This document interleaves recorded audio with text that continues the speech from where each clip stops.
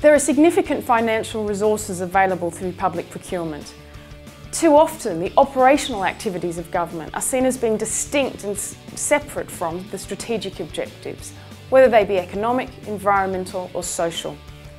Ensuring that this division is overcome can be done through the use of effective public procurement, by ensuring that resources are put in place that maximise their effectiveness and their impact on generating social and economic goods. There are a wide range of examples internationally where governments are using public procurement to support and stimulate employment opportunities for the long-term unemployed or ethnic minorities, and also to foster and sustain small and medium-sized enterprises who too often fall outside of public procurement processes because of their size. To that end, we shouldn't overlook the potential of public procurement to maximise the impact available at the local level and to support local economic development in the long term. At the same time, there's also the potential to encourage the private sector to use their procurement policies to address social, economic and environmental needs within societies.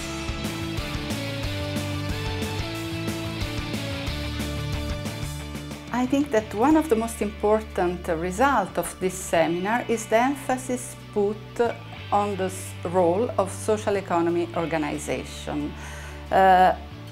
Social economy has an important role to play in addressing long-term unemployment, and it can offer innovative solutions and an innovative approach to try to tackle this kind of challenges.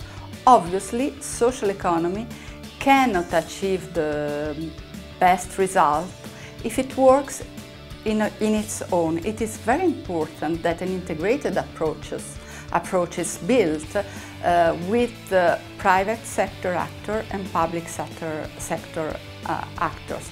And there are different ways to achieve this. For instance, as far as the private sector is concerned, commercial partnership can be built between social economy organization and private business, while on the public side, public procurement can be an excellent tool to open the access to the market to social enterprises.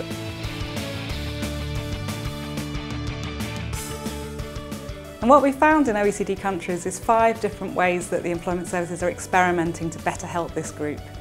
The first is really a degree of personalisation of responses, because it's recognised that individuals have many different reasons for being excluded from the labour market, and so it needs a personalised approach, for example with some sort of job coach, and also sometimes looking at targeting particular communities that might experience particular barriers to the labour market.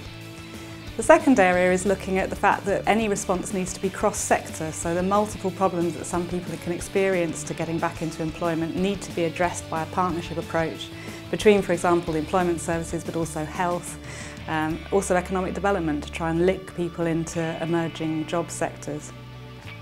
The third area where it's important is to look at the fact that it takes a long time, that you can't necessarily do quick fixes with people that have been a long time out of employment, so you need to look at longer term trajectories both before employment but also after people have got into a job to give people continued support.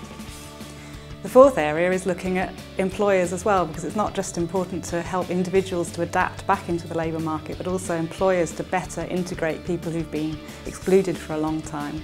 And the fifth area is perhaps the most challenging, but it's not just important to look at symptoms, but also perhaps for the employment services to get more involved in area-based approaches to tackling root causes for exclusion and poverty. For example, by improving access to services in certain parts of cities and towns, transport links, all of those things which can actually have a long-term impact on certain populations not being able to access work.